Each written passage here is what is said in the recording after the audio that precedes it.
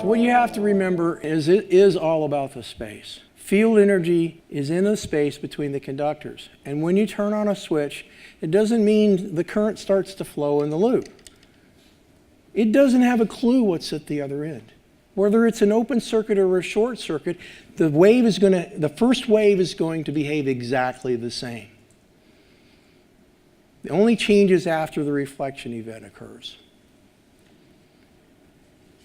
That's completely different. You can never route signals, and especially power supplies, unless they're adjacent to a ground conductor.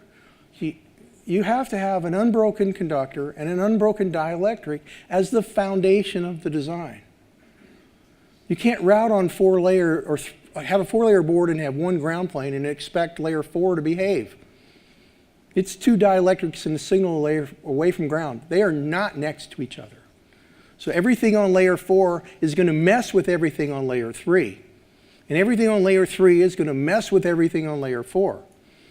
I've heard horror stories of 6-layer boards where there's one ground plane. You can't do that anymore. The IC geometries will not allow it. I got away with it because I had slow old monster parts. You know, they only had 1,000 or 10,000 transistors.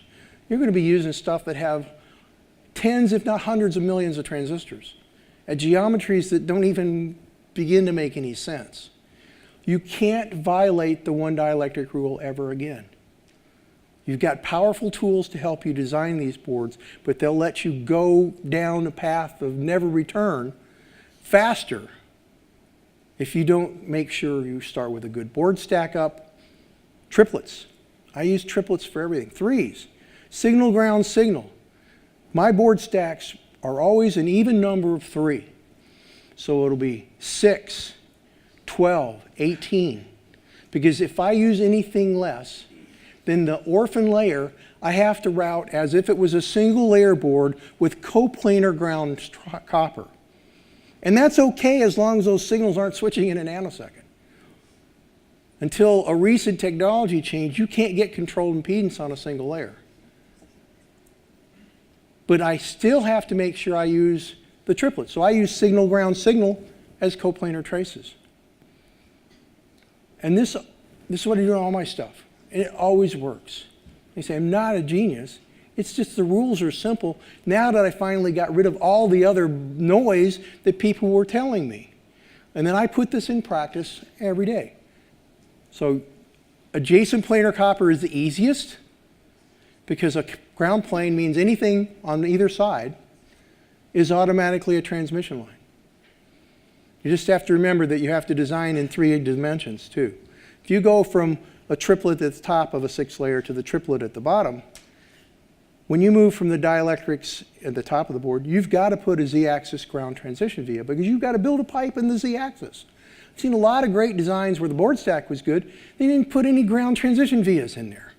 So every time you bring a signal from one group of dielectrics to another group of dielectrics, you've got to give it a pipe in the z-axis too.